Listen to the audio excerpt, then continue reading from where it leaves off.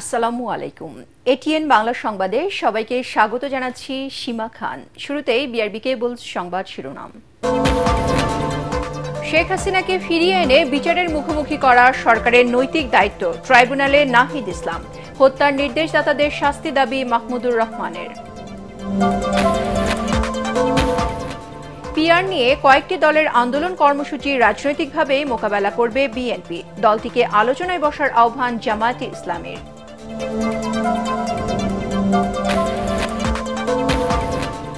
ভাঙার 2 ইউনিয়নকে ফরিদপুর 4-এ কেন ফিরিয়ে দেওয়া হবে না, হাইকোর্টের রুল। আসন পুনর্বিন্যাসের প্রতিবাদে শনিবার পর্যন্ত সড়ক অবরোধ স্থগিত। সার সংকট ও আমদানিতে দুর্নীতির অভিযোগ খতিয়ে দেখার নির্দেশ অর্থ উপদেষ্টার। স্বাস্থ্য উপদেষ্টার বিদেশি চিকিৎসার ব্যাখ্যা দিলেন আসিফ মাহমুদ।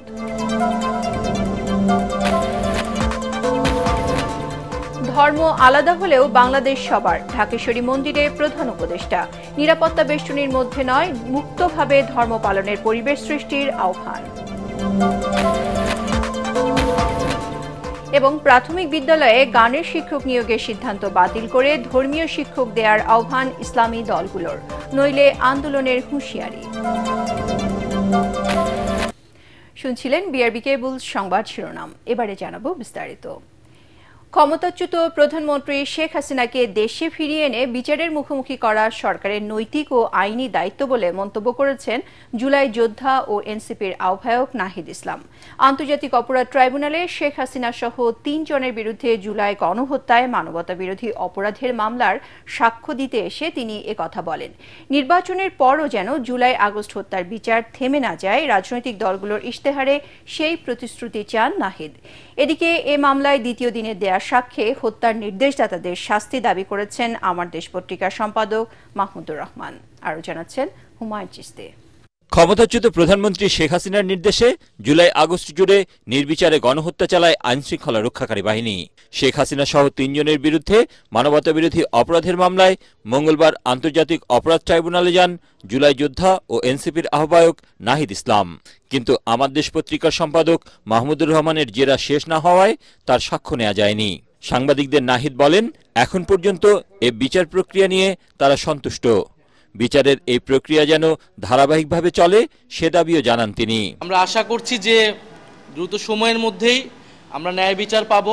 নির্বাচনের পরেও যাতে এই বিচার প্রক্রিয়া কোনোভাবেই বাধাগ্রস্ত না হয়, সেটা যাতে অব্যাহত থাকে, সেই প্রতিশ্রুতি আমাদের এই সরকারের পক্ষ থেকে, সেই একটা রোডম্যাপের দাবি আমরা জানিয়েছি এবং সকল রাজনৈতিক দলের পক্ষ থেকেও সেই কমিটমেন্ট, তাদের সেই ইস্তিহারেও যাতে সেটা থাকে, এটা আমাদের প্রত্যাশা থাকবে। এই মামলার যদি রায় হয়ে যায়, তারপরে আসলে আর কোনো অপশন থাকবে না, তাকে ফিরিয়ে এনে শাস্তি প্রদান করাই এই সরকার এবং যে কোনো সরকারের জন্য এটা একটা নৈতিক এবং আইনি দায়িত্ব থাকবে। এদিকে রাষ্ট্রপক্ষের 46তম সাক্ষী হিসেবে দ্বিতীয় দিনে সাক্ষ্য দেন আমার দেশ পত্রিকার সম্পাদক মাহমুদুর রহমান। জবানবন্দিতে তিনি বলেন, ফ্যাসিস্ট শাসনের বিরুদ্ধে ন্যায় বিচার প্রতিষ্ঠা করা গেলে ভবিষ্যতের সরকার সতর্ক হবে।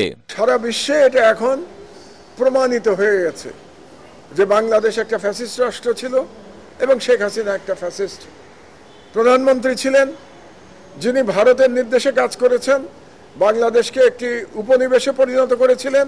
এমন ন্যায় বিচার প্রতিষ্ঠিত হয় এখানে, সেই ন্যায় বিচারের মাধ্যমে বাংলাদেশে আর কখনো কোনো ফ্যাসিস্ট শাসক ফিরে আসার পথ রুদ্ধ হয়ে যায়। বুধবার আবারও তাকে জেরা করবেন রাষ্ট্রনিযুক্ত আসামি পক্ষের আইনজীবী। এদিকে জুলাই গণ আন্দোলনে রাজধানীর রামপুরায় 2 জনকে হত্যা ও কার্নিশে ঝুলে থাকা এক যুবককে গুলি করার মামলায় অভিযোগ গঠনের আদেশের জন্য বৃহস্পতিবার দিন ঠিক করেছেন ট্রাইব্যুনাল 1। হুমায়ুন চিশতি, এটিএন বাংলা, ঢাকা। সংখ্যানুপাতিক পদ্ধতিতে নির্বাচনের নামে পতিত স্বৈরাচারের সাথে আঁতাত করে জাতীয় নির্বাচন বানচাল করতে কয়েকটি দল রাজপথে কর্মসূচি দিয়েছে বলে অভিযোগ করেছেন বিএনপির নীতি নির্ধারকরা। তারা বলেন, জনসমর্থন নেই বলে কয়েকটি দল বিশৃঙ্খলা সৃষ্টির পায়তারা করছে। এদের রাজনৈতিকভাবেই মোকাবেলা করবে বিএনপি। দলের স্থায়ী কমিটির 2 সদস্য আলাদা অনুষ্ঠানে সাংবাদিকদের বলেন, নির্বাহী আদেশে জাতীয় পার্টিকে নিষিদ্ধ করার পক্ষে নয় বিএনপি। বিস্তারিত জানাচ্ছেন মইনুল আহসান। রাষ্ট্রের সব বিভাগের সংস্কার অপরিহার্য। পিআর বা সংখ্যানুপাতিক পদ্ধতিতে ভোট, জাতীয় পার্টির কার্যক্রম নিষিদ্ধ করা সহ কয়েকটি দাবিতে অভিন্ন কর্মসূচি নিয়ে মাঠে নামার ঘোষণা দিয়েছে জামাত, ইসলামী আন্দোলন সহ কয়েকটি দল। জুলাই সনদ বাস্তবায়ন নিয়ে জাতীয় ঐকমত্য কমিশনের সংলাপ চলাকালে কয়েকটি ইসলামপন্থী দলের এমন কর্মসূচির পেছনে ষড়যন্ত্র দেখছে বিএনপি। বৃহৎ দল আওয়ামী লীগ নাই, অপর বৃহৎ দল বিএনপি। তারা মনে করে যে অবলীলায় তারা রাষ্ট্র ক্ষমতায় যাবে, জনগণ তাদেরকে দায়িত্ব দিবে। সুতরাং বিএনপি ঠেকাও এই আন্দোলনই হলো তাদের বর্তমানে কর্মকাণ্ডের মূল উদ্দেশ্য। যে বিষয়টি আলোচনার টেবিলে নিষ্পত্তি হওয়ার অপেক্ষায় আছে সেই বিষয়ে আবার আন্দোলনের নিয়ে রাজপথে নামা আমার মনে হয় যেটা সঠিক পদ্ধতি নয়। রাজনৈতিক স্বার্থে, রাজনৈতিকহীন উদ্দেশ্যে অথবা কিছু আসন বেশি প্রাপ্তির উদ্দেশ্যে যদি আমরা একটা অস্থিতিশীল রাষ্ট্র ব্যবস্থা, সরকার ব্যবস্থা, সংসদীয় ব্যবস্থার দিকে যাই, তাহলে এটা আমাদের জাতীয় জীবনের জন্য একটা ভয়ঙ্কর পরিণতি নিয়ে আসবে ভবিষ্যতে। দুই নীতি নির্ধারক জানান, পাল্টা কর্মসূচি নয়, বিএনপি রাজনৈতিকভাবেই এসব আন্দোলন মোকাবেলা করবে। যে কোনো রাজনৈতিক দল তার গণতান্ত্রিক অধিকার হিসেবে তাদের রাজনৈতিক বক্তব্য নিয়ে মাঠে যেতে পারে, রাজপথে যেতে পারে, জনগণের সামনে উপস্থাপন করতে পারে। আমরা সেটার বিপক্ষে আমাদের যে বক্তব্য, আমরাও সেটা মাঠে দেব, জনগণের সামনে দেব। পতিত স্বৈরাচারের সাথে আতাত করেই তারা নির্বাচনকে ভণ্ডুল করতে চায়। আসলে আমাদের অসুবিধা নেই, ফাঁসি তাদেরকেই দিবে। আগেও যাদেরকে দিয়েছে তারাও ভবিষ্যতে ফাঁসির জন্য প্রস্তুত থাকতে পারে। বিএনপি শক্তিশালী দল। আমরা যেভাবে স্বৈরাচারের মোকাবেলা করেছি, যেভাবে মাফিয়াতন্ত্রের মোকাবেলা করেছি, পতিত স্বৈরাচারকে মোকাবেলা করার জন্য জনগণকে সাথে নিয়ে বিএনপি প্রস্তুত। সালাউদ্দিন আহমদ জানান, নির্বাহী আদেশে কোনো রাজনৈতিক দল নিষিদ্ধ করাকে সমর্থন করে না বিএনপি। অন্য যে কোনো প্রক্রিয়া নির্বাহী আদেশের মধ্য দিয়ে যদি আমরা রাজনৈতিক দলের নিষিদ্ধ চাই, তাহলে সেটা হবে একটা ভয়ঙ্কর চর্চা। যে আমি ভুয়া নির্বাচন হলো, তাতে 28টি রেজিস্টার্ড রাজনৈতিক দল সম্ভবত অংশগ্রহণ করেছে। তাহলে নিষিদ্ধ যদি চাইতেই হয়, স্বৈরাচারের দোষর হিসেবে, ফেসিবাদের দোষর হিসেবে 28টা দলের রাজনৈতিক কর্মকাণ্ড বা দলকে নিষিদ্ধ চাইতে হবে, তাইলে নির্বাচনটা কাদেরকে নিয়ে হবে? বিভিন্ন ইস্যুতে মতপার্থক্য থাকাকে স্বাভাবিক দাবি করে জাতীয় স্বার্থে সবাইকে ঐক্যবদ্ধ থাকার আহ্বান জানান দলটির এই দুই নেতা। মইনুল হাসান, এটিএন বাংলা, ঢাকা। পিআর সহ অন্যান্য দাবি আদায়ে আন্দোলন এবং আলোচনা একসাথে চলবে বলে জানিয়েছে জামায়াত ইসলামী। বিকেলে ইউরোপীয় ইউনিয়নের প্রতিনিধি দলের সঙ্গে বৈঠক শেষে সাংবাদিকদের এ তথ্য জানান দলের নায়েবে আমির সৈয়দ আব্দুল্লাহ মোহাম্মদ তাহের। তিনি বলেন, ঐকমত্য কমিশনের সময় বাড়িয়ে কোনো কাজ হবে না যদি রাজনৈতিক দলগুলোর সদিচ্ছা না থাকে। এক প্রশ্নের জবাবে তাহের বলেন, আলোচনার জন্য বিএনপিকে আন্তরিক মানসিকতা নিয়ে বসতে হবে। পরীক্ষামূলকভাবে একবারের জন্য হলেও পিআর পদ্ধতিতে নির্বাচন চায় জামাত। তিনি বলেন, জোর করে ভোটে জয়লাভের মানসিকতা পরিবর্তন জরুরি।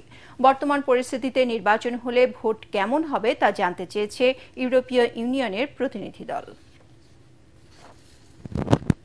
আমরা তো নির্বাচনে যাব না বলি নেই, কিন্তু আমরা মনে করি পেয়ার পদ্ধতিটাই হচ্ছে উত্তম, এবং সে দাবি আমরা করছি, আমরা যুক্তি দিচ্ছি, আমরা বোঝানোর চেষ্টা করছি।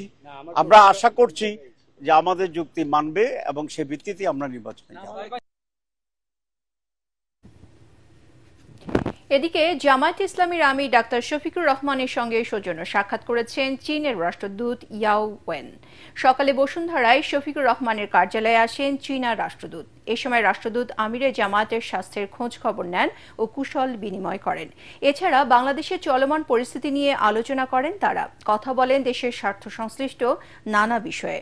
এ সময় আরও উপস্থিত ছিলেন দলের সেক্রেটারি জেনারেল অধ্যাপক মিয়া গোলাম পরওয়ার, সহকারী সেক্রেটারি জেনারেল ও মিডিয়া বিভাগের প্রধান অ্যাডভোকেট ইহসানুল মাহবুব জুবায়ের এবং আমিরে জামায়াতের পররাষ্ট্র বিষয়ক উপদেষ্টা প্রফেসর ডক্টর মাহমুদুল হাসান।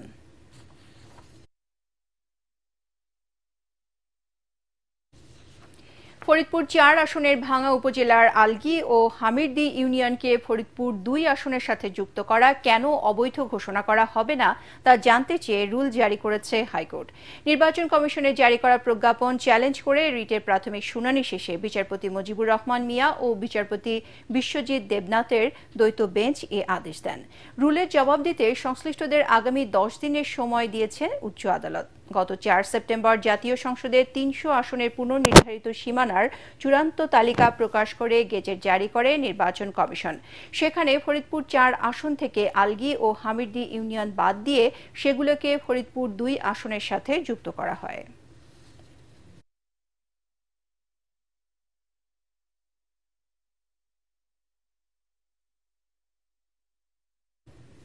ফরিদপুর 4 সংসদীয় আসনের সীমানা পুনর্বিন্যাসের প্রতিবাদে ভাঙায় চলমান আন্দোলন শনিবার পর্যন্ত স্থগিত করেছে আন্দোলনকারীরা।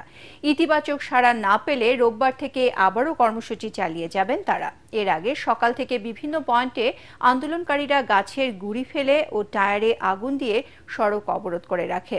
এতে ঢাকা, খুলনা, ফরিদপুর ও বরিশালের সাথে সব ধরনের যান চলাচল বন্ধ ছিল। এদিকে চলমান আন্দোলনের ইস্যুতে নির্বাচন কমিশনের চিঠি দিয়েছেন ফরিদপুর জেলা প্রশাসক। গতকালের সহিংসতার পর ভাঙা এলাকা জুড়ে থমথমে অবস্থা বিরাজ করছে।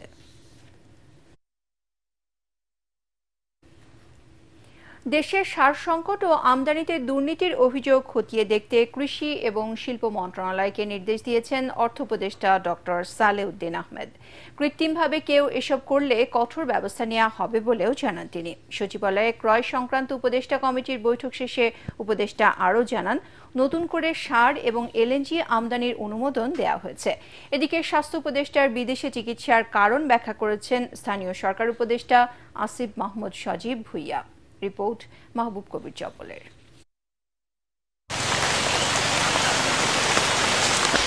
মাঠে মাঠে সবুজ ফসলে রঙিন স্বপ্ন বুনছেন কৃষকরা।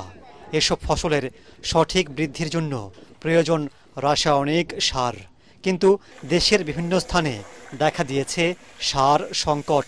এতে চরম বিপাকে কৃষকরা। বর্তমান সার কিনতে গেলে পরে সারের দাম অনেক বেশি ধরছে, সার পাওয়া যাচ্ছে না। হ্যাঁ, আমরা খুব কষ্টে আছি। আমরা এখন সরকারি কর্মকর্তার গেলে পরে সারের কোনো ঘাটতি নেই, কিন্তু ডিলারের কাছে গেলে আমার দরকার 5 বস্তা, আমাকে দিচ্ছে 2 বস্তা। সার সংকটের সুযোগ নিচ্ছেন অসাধু ডিলাররা। কৃষক পর্যায়ে সরকার নির্ধারিত ইউরিয়া ও টিএসপির দাম প্রতি বস্তা 1350 টাকা, ডিএপি 1050 ও এমওপি 1000 টাকা হলেও নেওয়া হচ্ছে 4 থেকে 500 টাকা বেশি। প্রতি বছর দেশে রাসায়নিক সারের চাহিদা 60 লাখ টন, যার 80% আমদানি করতে হয়। এখন ঠিক কী কারণে সার সংকট শুরু হয়েছে তা খতিয়ে দেখার নির্দেশ দিয়েছেন অর্থ উপদেষ্টা। সার আনে বেশিরভাগ বিএডিসি, কৃষি মন্ত্রণালয় আর ইন্ডাস্ট্রি, তাই না, শিল্প, ওদের দায়িত্ব। ওই 2 মন্ত্রণালয়কে আমি বলছি। স্যার, ওটা নিম্ন দরদাতাকে দেয়নি, এটা অভিযোগ স্যার। আচ্ছা ঠিক আছে, দেখে কোনটা আপনার যদি ইসে করেন আমি জিজ্ঞেস করবো। এটা আইদার শিল্প মন্ত্রণালয় থেকে আনে আর অথবা কৃষি মন্ত্রণালয়, দুইটাই। হ্যাঁ, এটা খতিয়ে দেখবে। অর্থ উপদেষ্টা জানান, যুক্তরাষ্ট্র থেকে আমদানি বাড়িয়ে শুল্ক কমাতে গিয়ে কারো ফাঁদে পড়তে চায় না বাংলাদেশ। যাচাই করেই কেনা হচ্ছে সবকিছু। আমরা তো সব ইন্টারন্যাশনাল প্রাইসগুলো কম্পেয়ার করে দেখি, সেটা এই আমেরিকা হোক, চায়না হোক, বা সৌদি আরবিয়া হোক, কাতার অবশ্য এখন বন্ধ চুপচাপ। অন্যগুলো আমরা করছি, কম্পেয়ার করে করছি, এত সহজ না। আমেরিকা হলে আমরা দিয়ে দেবো। পিটার হাসকে আমরা জানি হতে পিটার হাসকেই কোথায় করে। এদিকে স্বাস্থ্য উপদেষ্টা নূরজাহান বেগম চিকিৎসার জন্য বিদেশ যাওয়ায় সমালোচনা চলছে সামাজিক যোগাযোগ মাধ্যমে। এর কারণ জানান স্থানীয় সরকার উপদেষ্টা। আমি যতদূর জানি নূরজাহান আপার যে তিনি ক্যান্সার আক্রান্ত এবং ওনার যে চিকিৎসাটা এটা আজকে সিঙ্গাপুরে হচ্ছে এমন না, এটা অনেকদিন আগে থেকেই উনি সিঙ্গাপুরে নিয়ে আসছেন। তো কন্টিনিউয়েশনটা তো আপনি যদি ক্যান্সার আক্রান্ত হন, আপনার উপদেষ্টা হওয়ার পরে আবার চিকিৎসার জায়গাটা, হসপিটালটা চেঞ্জ করতে পারবেন না।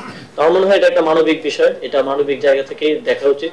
দেশের চিকিৎসা ব্যবস্থাটাকেই এমন জায়গায় নিয়ে যাওয়া যাতে করে এরকম দুরারোগ্য রোগগুলোর চিকিৎসা আমরা দেশেই পেতে পারি। ডেঙ্গু নিয়ন্ত্রণে সরকার কাজ করছে বলেও জানান তিনি। এই ডেঙ্গু নিয়ে কাজের ক্ষেত্রটা আপনারা জানেন। মাহবুব কবির, চপল, এটিএন বাংলা, ঢাকা। নিরাপত্তা বেষ্টনীর মধ্যে নয়, মুক্তভাবে ধর্ম পালনের পরিবেশ তৈরি করতে হবে। ঢাকেশ্বরী মন্দির পরিদর্শনে গিয়ে এমন মন্তব্য করেন প্রধান উপদেষ্টা অধ্যাপক ডক্টর মোহাম্মদ ইউনূস। তিনি বলেন, ধর্ম আলাদা হলেও রাষ্ট্রের সব নাগরিকের অধিকার সমান। এ সময় জুলাই অভ্যুত্থানের চেতনায় বৈষম্য ও দুর্নীতিমুক্ত সমাজ করতে সবাইকে এক হওয়ার আহ্বান জানান প্রধান উপদেষ্টা। বিস্তারিত জানাচ্ছেন একরামুল হক সায়েম। অন্তর্বর্তীকালীন সরকার প্রধান আমাদের শারদীয় দুর্গোৎসব উপলক্ষে রাজধানীর ঢাকেশ্বরী মন্দির পরিদর্শনে যান অন্তর্বর্তী সরকারের প্রধান উপদেষ্টা অধ্যাপক ডক্টর মোহাম্মদ ইউনূস। এ সময় তিনি সনাতন ধর্মাবলম্বীদের সঙ্গে শুভেচ্ছা বিনিময় করেন। প্রধান উপদেষ্টা বলেন, দেশের মানুষের মধ্যে ধর্ম ও মতের পার্থক্য থাকলেও জাতি হিসাবে সবাই এক পরিবার। মর্যাদা ও অধিকার প্রশ্নেও ভেদাভেদের সুযোগ নেই রাষ্ট্রে। যত ধর্মীয় পার্থক্য থাকুক, মতের পার্থক্য থাকুক, যত রকমের পার্থক্যই থাকুক, রাষ্ট্র আমাদের প্রতি কোনো পার্থক্য করতে পারবে না। কারণ রাষ্ট্র দায়িত্ববদ্ধ সবাইকে সমান মর্যাদা দেওয়ার জন্য। সে যেই হোক, যেই ধর্মে বিশ্বাস করুক, যেই মতবাদে বিশ্বাস করুক, অসীম ধনের অধিকারী হোক অথবা নিঃস্ব হোক, রাষ্ট্রের কাছে সে একজন নাগরিক। এ সময় সবাই যেন মুক্তভাবে ধর্ম পালন করতে পারে সেই পরিবেশ তৈরির আহ্বান জানান প্রধান উপদেষ্টা। আমরা নিরাপত্তা বাহিনীর বেষ্টনের মধ্যে আমাদের ধর্ম পালন করতে চাই না। আমরা নাগরিক হিসেবে মুক্তভাবে যার যার ধর্ম পালন করতে চাই। এই অধিকার আমাদের নিশ্চিত করতে হবে। জুলাই অভ্যুত্থানের চেতনায় নতুন বাংলাদেশ গড়তে সবাইকে এক হওয়ার আহ্বান জানান তিনি। জুলাই গণ অভ্যুত্থানের মধ্য দিয়ে আমরা বৈষম্য, দুর্নীতিমুক্ত একটি সমৃদ্ধ দেশ গড়ার যে অগ্রযাত্রা শুরু করেছি, তার সকল বাস্তবায়ন করতে হলে ধর্ম, বর্ণ ভেদাভেদ ভুলে সকলকে একসঙ্গে কাজ করতে হবে। অনুষ্ঠানে ধর্ম উপদেষ্টা ছাড়াও সনাতন ধর্মাবলম্বীদের নেতারা বক্তব্য রাখেন। শান্তিপূর্ণ পরিবেশে দুর্গাপূজা উদযাপিত হয় সেই ব্যবস্থা আমরা গ্রহণ করেছি। ইকরামুল হক সায়েম, এটিএন বাংলা, ঢাকা। দক্ষ নৈতিকতা সম্পন্ন প্রজন্ম গড়তে অবিলম্বে সব প্রাথমিক বিদ্যালয়ে গানের শিক্ষক নিয়োগের সিদ্ধান্ত বাতিল করে ধর্মীয় শিক্ষক নিয়োগের আহ্বান জানিয়েছেন ইসলামী আন্দোলন বাংলাদেশের আমির মুফতি রেজাউল করিম। প্রাথমিক বিদ্যালয়ে বাধ্যতামূলক ধর্মীয় শিক্ষক নিয়োগের দাবিতে রাজধানীতে এক সেমিনারে তিনি এ দাবি জানান। নইলে আন্দোলনে নামার হুঁশিয়ারিও দেন অন্যান্য ইসলামী দলের নেতারা। ফ্যাসিস্ট বা চাঁদাবাজরা যেন আর ক্ষমতায় আসতে না পারে সে ব্যাপারে সবাইকে সতর্ক থাকার আহ্বান জানান তারা। খায়রুল ইসলামের রিপোর্ট।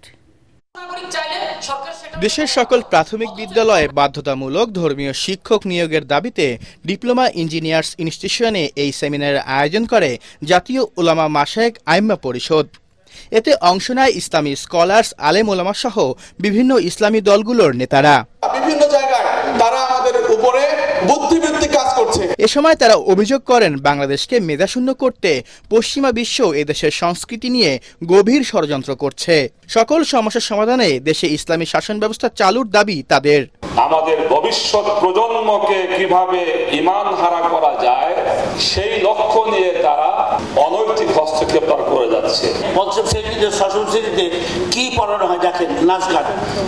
আজি ভালো করিয়া বাজাওরে দোতারা, আজি ভালো করিয়া বাজাওরে দোতারা, সুন্দরী কমলা নাচে। ইসলামী আন্দোলনের আমির বলেন, লেখাপড়ার মানের অবনতির কারণে সারা দেশে প্রাথমিক বিদ্যালয়গুলো শিক্ষার্থী শূন্য হয়ে পড়ছে। শিশুদের মানসিক ও আদর্শিক ঘাটতিও দেখা যাচ্ছে। সরকার সেদিকে নজর না দিয়ে গানের জন্য শিক্ষক নিয়োগ দিচ্ছে। আমি অন্তর্বর্তী সরকারকে বলবো, আপনি গানের শিক্ষক নিয়োগ দিবেন, কি শিখান, কি করতে চান? এই টাকা তো আমরা কামাই করে ওখানে পাঠাই, আর সেই টাকা নিয়ে আমাদের বাচ্চাদেরকে বেয়াদব বানাবেন, উচ্ছৃঙ্খল বানাবেন, চরিত্রহীন বানাবেন। এটা কখনোই আমরা সহ্য করবো না। এর প্রতিবাদ করতে হবে এবং প্রাথমিক শিক্ষায় আমাদের ধর্মীয় শিক্ষক নিয়োগ দিতে হবে। মুফতি রেজাউল করিম বলেন, 5 আগস্টের পর রাষ্ট্র মেরামতের যে সুযোগ তৈরি হয়েছে তা কাজে লাগাতে না পারলে আগামী প্রজন্মের বড় ধরনের ক্ষতি হবে। আমরা যারা নেতৃত্ব দিচ্ছি, যদি আজকে আমরা তাদেরকে সঠিক পথে পরিচালনা করতে ব্যর্থ হই, ভবিষ্যৎ প্রজন্ম আমাদের যখন ইতিহাস রচনা করবে তখন আমাদের ব্যাপারে কলঙ্ক, ধিক্কার জানিয়ে ইতিহাস রচনা করবে। সকল প্রাথমিক বিদ্যালয়ে গানের শিক্ষক নিয়োগের সিদ্ধান্ত অবিলম্বে বাতিল না করলে কঠোর আন্দোলনে নামার হুঁশিয়ারিও দেন ইসলামী দলগুলোর নেতারা। খায়রুল ইসলাম, এটিএন বাংলা, ঢাকা। রাজশাহী বিশ্ববিদ্যালয় যাতে শিক্ষা ও গবেষণার মূল কেন্দ্রবিন্দুতে পরিণত হয় সেই চেষ্টা করে যাওয়ার আশা করেছেন রাকসু নির্বাচনে প্রতিদ্বন্দ্বী প্রার্থীরা। একই সাথে শিক্ষার্থীদের মূল সমস্যাগুলো চিহ্নিত করে সমাধানের উদ্যোগ নিতে চান তারা। প্রচার প্রচারণা শুরু থেকে প্রার্থীরা এসব প্রতিশ্রুতি নিয়ে ভোটারদের মন জয়ের চেষ্টা চালাচ্ছেন। রাজশাহী বিশ্ববিদ্যালয়ের প্রশাসন ভবন, সিনেট, কলাভবন, চারুকলা ও টুকিটাকি চত্বর এখন রাকসুর প্রার্থী এবং ভোটারদের পদচারণায় উৎসব মুখর। সকাল থেকে সন্ধ্যা পর্যন্ত লিফলেট হাতে ক্যাম্পাস চষে বেড়াচ্ছেন প্রার্থীরা। রাজনৈতিক ব্যানারের ছাত্র সংগঠন, জাতীয়তাবাদী ছাত্রদল ও ইসলামী ছাত্র শিবিরের প্রার্থীদের পাশাপাশি স্বতন্ত্র প্যানেল এবং একক প্রার্থীরাও এখন ভোটের ময়দানে। তফসিল অনুযায়ী আগামী 25 সেপ্টেম্বর 28,905 জন ভোটার ভোট দেবেন।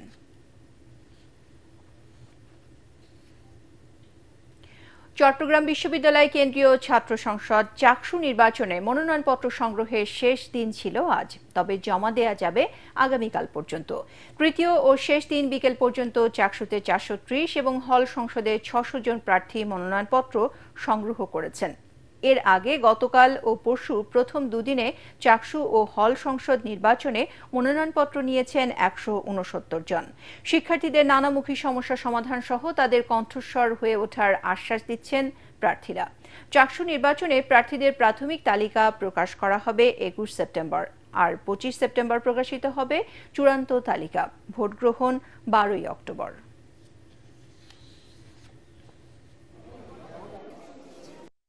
আমার মতো যারা সাধারণ শিক্ষার্থী রয়েছে কিংবা সাধারণ শিক্ষার্থী যে কণ্ঠস্বর, যারা কোনো পার্টি কিংবা রাজনৈতিক লেজুর ভিত্তির বাইরে থেকে পড়াশোনা করছে, তাদের যে ভাবনা এবং তাদের যে মুক্ত কণ্ঠস্বর, সেই কণ্ঠস্বরের প্রতিনিধি হওয়ার আকাঙ্ক্ষাই হচ্ছে যে এই সংসদে কার্যনির্বাহী সদস্য হিসাবে যে ভোটের লড়াইয়ে যাওয়া। মৌলিক যে জিনিসগুলো যেমন পানি অথবা আমাদের যেই প্রার্থনা করার যে ঘরটা অথবা একটু লাইব্রেরি ব্যবস্থাপনাটা একটু বাড়ানো, এই সকল বিষয়ে একটু নজরদারিতা প্রয়োজন এবং এগুলো আসলে বাড়ানো প্রয়োজন। আশা করি যদি আমি সহসভাপতি হতে পারি, এই প্রত্যেকটা জিনিস আসলে আমি এনশিওর করার ট্রাই করব। আমি নির্বাচিত যদি না হই, সেক্ষেত্রে কি হবে, আমার কথা হয়তো তখন 50 জন মানুষের কাছে পৌঁছাবে, নির্বাচিত হলে সেটা 500 জন মানুষের কাছে পৌঁছাবে, এবং সেই জায়গা থেকে আমি আসলে এই নির্বাচনে অংশগ্রহণ করছি। পরিবেশ ও প্রতিবেশ রক্ষায় সরকারের নিয়ন্ত্রক সংস্থার অবহেলাকে দায়ী করলেন উপদেষ্টা সৈয়দা রিজওয়ানা হাসান। তিনি বলেন, উন্নয়নের কথা বলে অদূরদর্শী পরিকল্পনা বাস্তবায়ন করতে গিয়ে সরকারের বিভিন্ন সংস্থা পরিবেশ বিপর্যয় ঘটাচ্ছে। রাজধানী একটি হোটেলে বাংলাদেশের জলবায়ু পরিবর্তন সংক্রান্ত বিশ্ব ব্যাংকের রিপোর্ট প্রকাশ উপলক্ষে আয়োজিত অনুষ্ঠানে এসব কথা বলেন উপদেষ্টা। অনুষ্ঠানে বিশ্ব ব্যাংকের সাউথ এশিয়ার প্র্যাকটিস ম্যানেজার ডক্টর ফেং ঝাও বলেন, বিশ্বে ক্রমবর্ধমান তাপমাত্রায় বাংলাদেশের অবস্থান দ্বিতীয়। ডায়রিয়া, ক্রনিক কাশি, শ্বাসযন্ত্রের রোগ ও বিষণ্ণতার মতো রোগ বাড়ছে উল্লেখ করে তিনি বলেন, দেশের উৎপাদনশীলতা ও সামগ্রিক সমৃদ্ধির উপর নেতিবাচক প্রভাব ফেলছে ক্রমবর্ধমান তাপমাত্রা। যে সমস্যাটা আমাদের হাতে আছে, এই সমস্যাটার সমাধান করা অসম্ভব না। আমাদের আইন আছে, প্রয়োগটা আমাদেরকে নিশ্চিত করতে হবে। আমাদের ঢাকা শহর থেকে ডিসেন্ট্রালাইজেশন নিয়ে যেতে হবে। আমাদের যত কৃষি জমি আছে, আমাদের ঢাকার আশেপাশে বনভূমি আছে, এগুলোকে সংরক্ষণ করতে হবে। আমাদের পাবলিক ট্রান্সপোর্ট সিস্টেমটাকেও ঢেলে সাজাতে হবে, আর নাগরিকদেরকেও কিছু দায়িত্ব নিতে হবে। কার্যক্রম নিষিদ্ধ আওয়ামী লীগের ঝটিকা মিছিলের নির্দেশদাতা এবং অর্থ সহায়তাকারীদের আইনের আওতায় আনা হবে বলে জানিয়েছে ডিএমপি। রাজধানী আগারগাঁওয়ে শিশু মেলার সামনে প্রস্তুতির সময় পুলিশের প্রতিরোধের মুখে পণ্ড হয় আওয়ামী লীগের ঝটিকা মিছিল। এ সময় একাধিক ককটেল বিস্ফোরণ করা হয় এবং হাতে নাতে 5 জনকে ধরে পুলিশ। মনির হোসেন, তপুর রিপোর্ট। আপনি আমার মাত্র ফোন দিয়ে বলছো যে একটু শিশু মেলা বলে কি এর প্রোগ্রাম আছে, আপনি কইলো অনেক রিকোয়েস্ট করতেছে। সামাজিক যোগাযোগ মাধ্যম ব্যবহার করে এভাবেই লোকজন জড়ো করে ঝটিকা মিছিলের আয়োজন করে কার্যক্রম নিষিদ্ধ সংগঠন আওয়ামী লীগ। মঙ্গলবার সকাল 8টার দিকে আগারগাঁওয়ের শিশু মেলার সামনে প্রথমে 8 থেকে 10 জন জড়ো হয়। পরে সাদা পোশাকের দায়িত্বে থাকা পুলিশের সদস্যরা পেট্রোল টিমকে খবর দেয়। পরে তাদেরকে জিজ্ঞাসাবাদের পর তারা স্বীকার করেন মিছিল করার জন্যই জড়ো হয়েছিলেন তারা। তাৎক্ষণিক 5 জনকে আটক করার পর একাধিক ককটেলের বিস্ফোরণ ঘটায় নাশকতাকারীরা। তাদেরকে ধরছি এই কারণে, একজন বলতেছে যে অমককে ধরছে, ওরা পুলিশের সাথে সারাই নেওয়ার চেষ্টা করতেছে। পুলিশ ধস্তাধস্তি করার এককালে লাঠিচার্জ করছে, তখন তারা পালিয়ে গেছে। আমাদের তারা খেয়ে তারা একটা মোটরসাইকেল রেখে গেছে, আমরা মোটরসাইকেল একটা উদ্ধার করছি এবং একটা ফোন উদ্ধার করছি। এই ঘটনার পর আতঙ্ক সৃষ্টি হয় এলাকায়। 5-7টা ককটেল মারছে একসাথে, মারার পরে লোকজন পুরাই ছোটাছুটি। পরবর্তীতে আমরা মনে করেন যে ভয়ে আমাদের দোকানের ইয়াতে আমরা পরে দোকান বন্ধ করে আমরা এক পাশে চলে যাই আর কি। ওই সাইডে পড়ছে, এই সাইডে তো পড়বে না এমন তো নিশ্চয়তা নাই। পরে আমি ওই যে 2-3 মিনিটের মধ্যে দোকান বন্ধ করে আমি দূরে গেছি গা। এদিকে একই এলাকায় 9 সেপ্টেম্বর ঝটিকা মিছিলের সময় ফেসবুকে লাইভ করা নিষিদ্ধ সংগঠন ছাত্রলীগের সদস্য সানিউল মোল্লাকেও গ্রেফতার করেছে পুলিশ। আমার বাড়ি গোপালগঞ্জ, আমি খেটে খাওয়া মানুষ। আমার রাজু ভাই ফোন দিয়ে নিয়ে এসে, গোপালগঞ্জ সাংগঠনিক সম্পাদক, হ্যাঁ ফোন দিয়ে এনে আমারে এই মিছিল করাইছে 9 তারিখে। আমার এই মিছিল করানোর পরে এখন আমার পুলিশে খুঁজে বেড়াচ্ছে, আর এই 500 টাকার জন্য আপনারা কেউ এই মিছিলে আসবেন না, কেউ যোগ দেবেন না। পুলিশের কাছে সানিউল অপরাধ স্বীকার করে বক্তব্য দেয়। এইসব ঝটিকা মিছিল বা কার্যক্রম নিষিদ্ধ সংগঠনের কোনো তৎপরতা কারা করছে, তাদেরকে কারা সহায়তা করছে এবং এদের পিছনে অর্থায়ন কারা করছে, সেই বিষয়গুলো আমরা খতিয়ে দেখছি। আগারগাঁওয়ের ঘটনায় বিস্ফোরক ও সন্ত্রাস দমন আইনে মামলা হয়েছে শেরেবাংলা নগর থানায়। মনির হোসেন তপু, এটিএন বাংলা, ঢাকা। প্রশ্নপত্র ফাঁসের নামে প্রতারণার অভিযোগে একজনকে গ্রেপ্তার করেছে ঢাকা মহানগর গোয়েন্দা পুলিশ ডিবি। রাজধানীতে অভিযান চালিয়ে বেসরকারি বিশ্ববিদ্যালয়ের শিক্ষার্থী স্বাধীন মিয়াকে গ্রেপ্তার করে তারা। দুপুরে রাজধানী মিন্টো রোডের মিডিয়া সেন্টারে সংবাদ সম্মেলনে ডিএমপির যুগ্ম commissioner cyber security and support Syed হারুনার Rashid জানান, আগামী শুক্রবার অনুষ্ঠিতব্য 47তম বিসিএস প্রিলিমিনারি পরীক্ষা সহ বিগত 6 মাস ধরে সামাজিক যোগাযোগ মাধ্যমে বিভিন্ন প্রতিযোগিতামূলক পরীক্ষার প্রশ্নপত্র ফাঁস করে আসছিল একটি চক্র। প্রতারণার মাধ্যমে কয়েক লাখ টাকা হাতিয়ে নেওয়ার কথা প্রাথমিক জিজ্ঞাসাবাদে স্বীকার করেছে গ্রেপ্তারকৃত স্বাধীন মিয়া। তার যে এই বিভিন্ন যে প্রতারণামূলক যে পোস্টগুলো করছে, সেখান থেকে যারা ইনবক্স করছে তাদের কাছ থেকে সে একটি নির্দিষ্ট পরিমাণ অঙ্কের টাকার বিনিময়ে সে প্রশ্নপত্র দিবে বলে সে তার ফেসবুকে পোস্ট করে। কিন্তু পরবর্তীতে দেখা যাচ্ছে সে ওই প্রতারক চক্র ওদের কাছ থেকে যারা প্রশ্নপত্র নিতে চায় তাদের কাছ থেকে টাকা নিয়ে তাদেরকে ব্লক করে দিচ্ছে। মুন্সিগঞ্জের গজারিয়ায় আধিপত্য বিস্তারকে কেন্দ্র করে পুলিশ ক্যাম্পে সশস্ত্র হামলার ঘটনায় জড়িত নয়ন পিয়াস বাহিনীর অন্যতম সহযোগী আসামি আবুল কাশেমকে আটক করেছে র্যাব। সকালে রাজধানী কারওয়ান বাজারে মিডিয়া সেন্টারে সংবাদ সম্মেলনে র্যাব 11-এর অধিনায়ক HM সাজ্জাদ হোসেন বলেন, অস্ত্র, গুলি ও ডাকাতির কাজে ব্যবহৃত বিভিন্ন সরঞ্জাম সহ তাকে আটক করা হয়েছে। আটক আবুল কাশেমের বিরুদ্ধে 30টি মামলা রয়েছে বলে জানান তিনি। অন্যদিকে কুমিল্লার লালমাইয়ে রেললাইনের পাশে যুবকের মরদেহ উদ্ধারের ঘটনায় হত্যাকাণ্ডে জড়িত 7 জনকে গ্রেপ্তার করা হয়েছে বলেও জানান তিনি। পাশাপাশি লাশ গুমের কাজে ব্যবহৃত গাড়ি উদ্ধার করা হয়েছে। এর মেইন উদ্দেশ্য হচ্ছে বালুমহল, বালু উত্তোলন এবং নৌ ডাকাতি। আজকে যাকে আমরা গ্রেপ্তার করেছি তাকে একটি অস্ত্র এবং তার যে আস্তানা থেকে বিপুল সংখ্যক ম্যাপ, বেশ কিছু আলামত সহকারে তাকে আইনের আওতায় আনা হয়। জলবায়ু পরিবর্তনের কারণে দুর্যোগের আগাম প্রস্তুতি এখন বেশি জরুরি বলে মন্তব্য করেছেন দুর্যোগ ব্যবস্থাপনা ও ত্রাণ উপদেষ্টা ফারুকি আজম। বাংলাদেশ চীন মৈত্রী সম্মেলন কেন্দ্রে পূর্বাভাস ভিত্তিক আগাম সাড়াদান কার্যক্রম বিষয়ক সংলাপে তিনি বলেন, দুর্যোগের সময় দ্রুত সেবা দিতে সবসময় অর্থ রিজার্ভ রাখা দরকার। যে কোনো সংকটে সাড়াদানের জন্য তরুণদের নিয়ে ঐক্যবদ্ধ জাতীয় স্বেচ্ছাসেবক শক্তি তৈরি করা সরকারের লক্ষ্য বলেও জানান দুর্যোগ ব্যবস্থাপনা ও ত্রাণ উপদেষ্টা।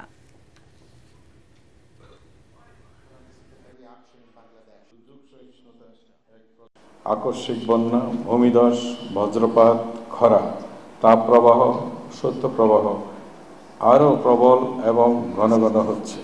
এই কারণেই 2015 সাল থেকে দুর্যোগ মোকাবেলার চেয়ে দুর্যোগ প্রশমন অধিকতর গুরুত্বপূর্ণ হয়ে উঠেছে। অ্যান্টিসিপেটরি অ্যাকশন কেবল পূর্বাভাস নয়, বরং পূর্বাভাসের উপরে ভিত্তি করে পদক্ষেপ নেওয়া, সংকট আসার আগে কাজ করা, পরে নয়। এই মানসিকতাই আমাদের দুর্যোগ ব্যবস্থাপনা ভাবনার নতুন দিগন্ত খুলে দিয়েছে। বেনাপোল স্থলবন্দরে জালিয়াতির মাধ্যমে শত শত কোটি টাকার রাজস্ব ফাঁকি দেওয়ার অভিযোগ উঠেছে। গত বছর 5 আগস্টের পর এক শ্রেণীর অসাধু ব্যবসায়ী ও কর্মকর্তাদের সংঘবদ্ধ চক্র এই জালিয়াতি করছে। ম্যানিফেস্টোর বিপরীতে কোনো বিল এন্ট্রি দাখিল না হওয়ায় তদন্ত শুরু করেছে এনবিআর। বেনাপোল প্রতিনিধি আহমদ আলী শাহিনের রিপোর্ট, জানাচ্ছেন মিজান শাহজাহান। জানা গেছে 1392টি ম্যানিফেস্ট নম্বর ব্যবহার করে অবৈধ পণ্য আমদানি করছে চক্রটি। একই ম্যানিফেস্ট নম্বর একাধিকবার ব্যবহার ও নকল নম্বর ব্যবহার করে ভারত থেকে পণ্য আমদানির প্রাথমিক সত্যতা পেয়েছে এনবিআর। বিপুল সংখ্যক পণ্য চালানের বৈধ বিল দাখিল না করেই শুল্কায়ন ছাড়া বন্দর ব্যবহার করে চোরাচালান হয়েছে শত শত পণ্য বোঝাই ট্রাক। নিয়ম বহির্ভূতভাবে বাইপাস সড়ক দিয়ে বন্দর থেকে বের হয়েছে এসব ট্রাক। ভারত থেকে মালামাল বেনাপোল বন্দর এসছে, কিন্তু বেনাপোল বন্দর থেকে এই পেপারগুলো, এই মালামালগুলো এন্ট্রি হয়নি। বিল অফ এন্ট্রি না হয়ে এখান থেকে মালামাল চলে গেছে। কিছু কিছু পণ্যর ব্যাপারে ইজিএম বহির্ভূতভাবে আমাদের বাংলাদেশের প্রবেশ করেছে। যদি এটা সত্যতা পাওয়া যায় তাহলে তার বিপরীতে ব্যবস্থা নিয়ে তারা জড়িত পূর্ণাঙ্গ রায়, পূর্ণাঙ্গ রিপোর্ট জনসম্পর্কে প্রকাশ করার জন্য আমরা ব্যবসায়ীদের পক্ষ থেকে অনুরোধ রাখছি। কোনো ম্যানিফেস্ট নম্বর একাধিকবার ব্যবহারের বিষয়টি স্বীকার করেছেন বেনাপোল স্থলবন্দরের পরিচালক। ভবিষ্যতে কেউ যেন এই ধরনের অসৎ উপায় অবলম্বন করতে না পারে, সেজন্য তদারকি জোরদার করা হবে বলে জানান তিনি। ভবিষ্যতে যেন কেউ যেন কোনো রকম অসৎ উপায় অবলম্বন করতে না পারে সে বিষয়ে সর্বোচ্চ আমরা সতর্ক রয়েছি। জালিয়াতির সাথে জড়িতদের শনাক্তে তদন্ত কমিটি গঠন করা হয়েছে বলে জানালেন সহকারী কাস্টমস কমিশনার।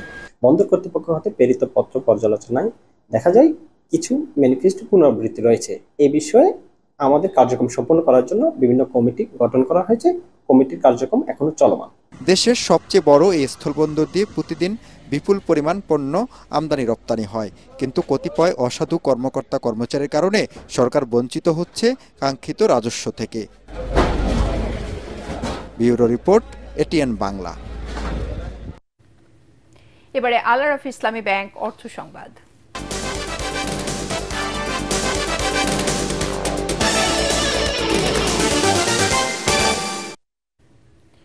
একীভূত হতে যাওয়া 5 ব্যাংকের প্রশাসক টিম নিয়োগের সিদ্ধান্ত নিয়েছে বাংলাদেশ ব্যাংক। গভর্নরের তত্ত্বাবধানে বোর্ড সদস্যদের সাথে বৈঠকে এই সিদ্ধান্ত হয়। বাংলাদেশ ব্যাংকের মুখপাত্র জানান, একীভূত হতে যাওয়া ব্যাংকগুলোর বোর্ড থাকবে। ব্যাংকগুলো সম্পূর্ণ একীভূত হয়ে গেলে বোর্ডের বিলুপ্তি ঘটবে। কেন্দ্রীয় ব্যাংক থেকে সর্বোচ্চ 5 সদস্য একটি করে টিম কাজ করবে, যেসব ব্যাংককে বলে জানায় কেন্দ্রীয় ব্যাংক। এছাড়া ব্যাংক রেগুলেশন অর্ডিন্যান্স এবং বাংলাদেশ ব্যাংক অর্ডার নিয়ে আলোচনা হয়েছে আজকের বোর্ড সভায়। এছাড়া খেলাপি ঋণ আদায়ে বিস্তারিত আলোচনা হয়েছে বলে জানান বাংলাদেশ ব্যাংকের মুখপাত্র। বাংলাদেশের কৃষি পণ্য, এভিয়েশন ও জ্বালানি রপ্তানিতে যুক্তরাষ্ট্র অগ্রাধিকার দিচ্ছে বলে জানিয়েছেন ঢাকার মার্কিন দূতাবাসের কমার্শিয়াল কাউন্সিলর পল ফ্রস। রাজধানী একটি হোটেলে আমেরিকান চেম্বার অব কমার্স আয়োজিত সেমিনারে তিনি একথা বলেন। মার্কিন দূতাবাসের এই কর্মকর্তা জানান, জটিল কর কাঠামো, দুর্নীতি এবং আমলাতান্ত্রিক জটিলতা বাংলাদেশে মার্কিন বাণিজ্য ও বিনিয়োগ বাড়ানোর পথে বড় বাধা। Bureaucracy, those are all things that I think are holding back, not just American companies that want to grow here, but also those that are considering coming in. So I think by focusing on a few of those key issues, working with the interim government, just like Bangladesh wants U.S. investment here, we want Bangladesh investment in the U.S. সার্কভুক্ত দেশগুলোর অংশগ্রহণে ঢাকায় শুরু হচ্ছে south Asia trade fair 2025। এর আয়োজন করেছে SAARC chamber of commerce and industries. সহযোগিতায় the federation of Bangladesh chamber of commerce and industry, বাণিজ্য মন্ত্রণালয় এবং রপ্তানি উন্নয়ন ব্যুরো। বিকেলে এফবিসিসিআইয়ের মতিঝিল কার্যালয়ে সংবাদ সম্মেলনে উপস্থিত ছিলেন এফবিসিসিআই মহাসচিব মোহাম্মদ আলমগীর এবং সার্ক চেম্বার অব কমার্সের মহাসচিব জুলফিকার আলী ভাট। এতে তৈরি পোশাক, জুয়েলারি, কসমেটিক্স, চামড়াজাত পণ্য, ইলেকট্রনিক্স সহ নানা ধরনের পণ্য প্রদর্শিত হবে। আগামী 18 সেপ্টেম্বর সকালে রাজধানী ইন্টারন্যাশনাল কনভেনশন সিটি বসুন্ধরায় মেলার উদ্বোধন করবেন বাণিজ্য উপদেষ্টা শেখ বশির উদ্দিন।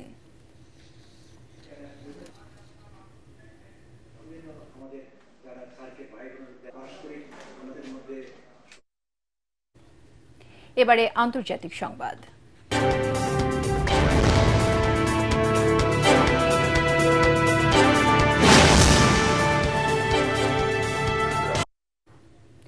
গাজায় ইসরায়েল গণহত্যা চালিয়েছে বলে জানিয়েছে জাতিসংঘের স্বাধীন আন্তর্জাতিক তদন্ত কমিশন COI। এই গণহত্যায় ইসরায়েলি প্রধানমন্ত্রী বেনিয়ামিন নেতানিয়াহু সহ অন্য নেতারা উস্কানি দিয়েছেন বলেও জানিয়েছে সংস্থাটি। মঙ্গলবার প্রকাশিত 72 পৃষ্ঠার প্রতিবেদনে কমিশন বলেছে, গণহারে মানুষ হত্যা, ত্রাণ প্রবেশে বাধা, জোর করে বাস্তুচ্যুত করা এবং শিশুদের ক্লিনিক ধ্বংসের বিষয়টিকে বিবেচনায় নিয়েছে তারা। এতে দেখা গেছে ইসরায়েল গাজায় গণহত্যা চালিয়েছে। তবে এই প্রতিবেদন প্রত্যাখ্যান করে জাতিসংঘের এই কমিশনকে বিলুপ্তের দাবি জানিয়েছে দখলদার ইসরায়েল। এদিকে ফিলিস্তিনের গাজা সিটিতে মঙ্গলবার থেকে আনুষ্ঠানিকভাবে স্থল হামলা জোরদার করেছে ইসরায়েলি সেনারা। এখনও নির্বিচারে চলছে হত্যাযজ্ঞ। আদালতের কাছে আবারও আটকে গেল মার্কিন প্রেসিডেন্ট ডোনাল্ড ট্রাম্পের সিদ্ধান্ত। এবার দেশটির কেন্দ্রীয় ব্যাংক ফেডারেল রিজার্ভ সিস্টেমের গভর্নর লিসা কুককে অব্যাহতি দিয়ে ট্রাম্পের আদেশ বাতিল করেছে আপিল আদালত। এর ফলে স্বপদে ফিরতে লিসা কুকের আর কোনো আইনি বাধা রইল না। গত 25 আগস্ট লিসা কুককে কেন্দ্রীয় ব্যাংকের গভর্নরের পদ থেকে সরিয়ে দেন ট্রাম্প। যুক্তরাষ্ট্রের আবাসন খাতে অর্থায়ন বিভাগের পরিচালক ও ট্রাম্পের অনুগত কর্মকর্তা বিল পুল্টের অভিযোগের ভিত্তিতে এই আদেশ দিয়েছিলেন মার্কিন প্রেসিডেন্ট। লিসা বন্ধকি ঋণ সংক্রান্ত জালিয়াতির সাথে জড়িত বলে অভিযোগ করেছিলেন পুল্ট। অব্যাহতি আদেশ পাওয়ার পর আদালতের দ্বারস্থ হন লিসা কুক। পার্বত্য চট্টগ্রামের উন্নয়ন করতেই হবে বলে জোর দিয়েছেন উপদেষ্টা সুপ্রদীপ চাকমা। গুড গভর্নেন্স দরকার উল্লেখ করে তিনি বলেন, নারীদের ক্ষমতায়ন ছাড়া উন্নয়ন অসম্পূর্ণ। রাজধানী বেইলি রোডের পার্বত্য চট্টগ্রাম কমপ্লেক্স ভবনের সেমিনার হলে পার্বত্য চট্টগ্রাম উন্নয়ন ভাবনা বিষয়ে সেমিনারে তিনি এসব কথা বলেন।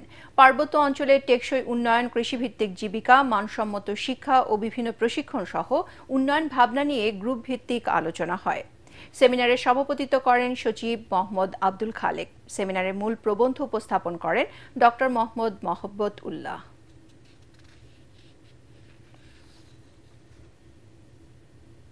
এবারে খেলার খবর, শুরুতেই এশিয়া কাপ। টি-20 এশিয়া কাপে সুপার 4-এর সম্ভাবনা বাঁচিয়ে রাখতে রাতে আফগানিস্তানের মুখোমুখি হবে বাংলাদেশ। গ্রুপে 2 খেলার 2টিতে জিতে পয়েন্ট টেবিলের শীর্ষে আছে শ্রীলঙ্কা। প্রথম ম্যাচে হংকংকে হারালেও দ্বিতীয় খেলায় লঙ্কানদের কাছে হেরে যায় লিটন দাসের দল। আফগানিস্তানের বিপক্ষে গ্রুপের শেষ ম্যাচটি বাংলাদেশের জন্য তাই বাঁচা মরার। শুধু জয় পেলেই হবে না, রান রেটের দিকেও নজর রাখতে হবে টাইগারদের, কারণ আফগানরা হারলেও শেষ ম্যাচটি তারা খেলবে শ্রীলঙ্কার বিপক্ষে। আবুধাবিতে রাত 8:30টায় মাঠে নামবে দুদল। সাইক্লিংয়ের জন্য সরকার থেকে যে বরাদ্দ দেয়া হয় প্রতিযোগিতা আয়োজনের জন্য তা অপ্রতুল। এছাড়া খেলা অনুশীলনের জন্য কোনো গ্রাউন্ড নেই, নিরাপদ কোনো রাস্তাও নেই সাইক্লিংয়ের জন্য। ফেডারেশনের সাধারণ সম্পাদক আবু হেনা মুস্তফা কামাল জানান, তবুও খেলোয়াড়দের আগ্রহে চলছে সাইক্লিং। এসব সমস্যার সমাধানে সরকারকে আরও বাস্তবভিত্তিক পদক্ষেপ নেওয়ার কথা জানান তিনি। পরাগ আরমানের রিপোর্ট। দেশের অজনপ্রিয় খেলাগুলোর মধ্যে সাইক্লিং অন্যতম। খেলাটি জনপ্রিয় হয়ে না ওঠার কারণ অবকাঠামোর সংকট এবং উচ্চমূল্যের সরঞ্জাম। প্রতি বছর খেলা আয়োজনে সরকারের কাছ থেকে যে পরিমাণ বরাদ্দ পাওয়া যায় তাতে প্রতিযোগিতা আয়োজনও করা যায় না ঠিকমতো। বাংলাদেশ সাইক্লিং ফেডারেশনের সাধারণ সম্পাদক জানালেন, খেলাটির সামনে কঠিন চ্যালেঞ্জ। যে বরাদ্দ দেওয়া হয়, এই বরাদ্দতে আসলে 3 ক্যাটাগরিতে আমাদেরকে বরাদ্দ দেওয়া হয়। একটা অফিস মেইনটেনেন্স, একটা হচ্ছে প্রশিক্ষণের জন্য, আর একটা হলো ন্যাশনাল গেম করার জন্য। তো ন্যাশনাল গেম করার জন্য যে বরাদ্দটা দেওয়া হয় সেটাতে একটা ন্যাশনালি করা যায় না। বাংলাদেশ ক্রিকেট বোর্ড BCBর 10টি সাইকেল কিনে দেওয়ার কথা। চট্টগ্রামে 10 বিঘা জমির উপর পূর্ণাঙ্গ একটি সাইক্লিং কমপ্লেক্স নির্মাণ করার কথা ছিল ফেডারেশনের, কিন্তু ক্ষমতার পালা বদলের পর সেই খোঁজ আর নেওয়া হয়নি। 30 সালে নতুন কমপ্লেক্স বানানোর পরিকল্পনা জানান ফেডারেশনের সাধারণ সম্পাদক আবু হেনা মুস্তফা কামাল। 30 সালে যেটা অলিম্পিক ভিলেজ হচ্ছে, সেখানে আমাদেরকে যখন দেখতে নিয়ে গেল, আমরা প্রস্তাব রাখছি সেখানে যেন একটা ভেলোড্রাম দেওয়া হয়। আমরা লিখিত চিঠি দিচ্ছি। স্বাস্থ্য সচেতন মানুষেরা যেভাবে সাইকেলের প্রতি আকৃষ্ট হচ্ছে তাতে আশাবাদী সাধারণ সম্পাদক। স্বপ্রণোদিত মানুষের অংশগ্রহণে এদেশের সাইক্লিংয়ে সুদিন ফিরবে বলে ফেডারেশনের সাধারণ সম্পাদকের বিশ্বাস। শুক্রবারে 300 ফিটে বা অন্যান্য রোডে 100-150 সাইক্লিস্ট চলে যাচ্ছে। যদি ওনাদেরকে মেইন স্ট্রিমে নিয়ে আসতে পারি, আমাদের অনেকগুলো প্রজেক্ট আছে। যেমন আপনি আগে যারা কখনো এই ন্যাশনাল সাইক্লিং আসতো না, তারা এখন এই বাইরে থেকে মানে ক্লাব সাইক্লিস্ট গোল্ড মারতেছে। এতে করে আমি আশাবাদী যে সাইক্লিং এর একটা পরিবর্তন আসবে ইনশাল্লাহ। তবে সাইক্লিং শেখানোর জন্য দেশে ভালো কোনো কোচ নেই, কোনো জাজ নেই। এত নেই এর মধ্যেও দেশের সাইক্লিং এ নতুন সূর্যোদয়ের স্বপ্ন ফেডারেশনের সাধারণ সম্পাদকের। পরাগ আরমান, এটিএন বাংলা, ঢাকা। সংবাদ শেষ করার আগে বিআরবি কেবল শিরোনামগুলো আরো একবার।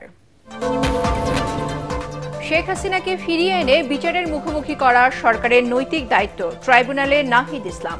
হত্যার নির্দেশদাতাদের শাস্তি দাবি মাহমুদুর রহমানের। পিআর নিয়ে কয়েকটি দলের আন্দোলন কর্মসূচি রাজনৈতিকভাবে মোকাবেলা করবে বিএনপি। দলটিকে আলোচনায় বসার আহ্বান জামায়াতে ইসলামের।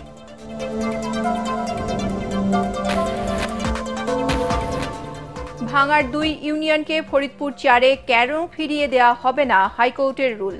আসন পুনর্বিন্যাসের প্রতিবাদে শনিবার পর্যন্ত সড়ক অবরোধ স্থগিত। সার সংকট ও আমদানিতে দুর্নীতির অভিযোগ খতিয়ে দেখার নির্দেশ অর্থ উপদেষ্টার। স্বাস্থ্য উপদেষ্টার বিদেশি চিকিৎসার ব্যাখ্যা দিলেন আসিফ মাহমুদ।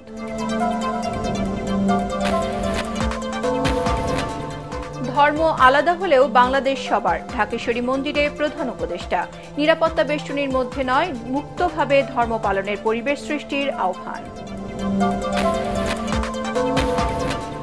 এবং প্রাথমিক বিদ্যালয়ে গানের শিক্ষক নিয়োগের সিদ্ধান্ত বাতিল করে ধর্মীয় শিক্ষক দেওয়ার আহ্বান ইসলামী দলগুলোর, নইলে আন্দোলনের হুঁশিয়ারি।